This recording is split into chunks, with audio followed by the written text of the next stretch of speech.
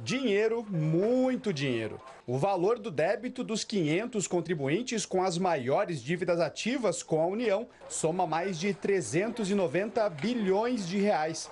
Mas cada um desses contribuintes pode apresentar recursos e adiar o pagamento da dívida. Assim, muitos processos podem demorar anos para serem concluídos. Enquanto isso, equipes regionais da Receita Federal trabalham para que o patrimônio de devedores não fique blindado contra as ações do fisco. A ideia das equipes é monitorar o patrimônio de quem tem grandes dívidas tributárias e combater os casos em que o contribuinte busca driblar a fiscalização da Receita Federal.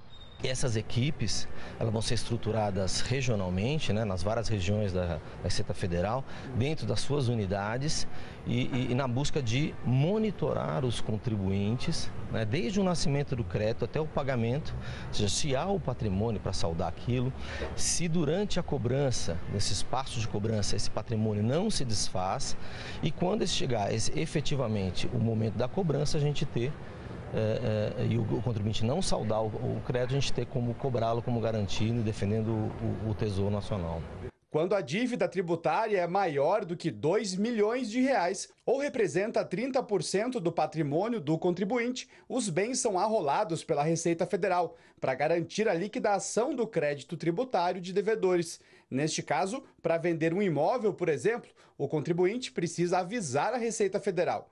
Já quando o fisco conclui que o patrimônio está sendo dilapidado, isto é, desperdiçado, de tal forma que não garanta o pagamento da dívida, a Receita Federal aciona a Procuradoria da Fazenda Nacional. Aí entra a medida de cautelar fiscal, quando os bens são bloqueados para garantir que o débito tributário seja pago.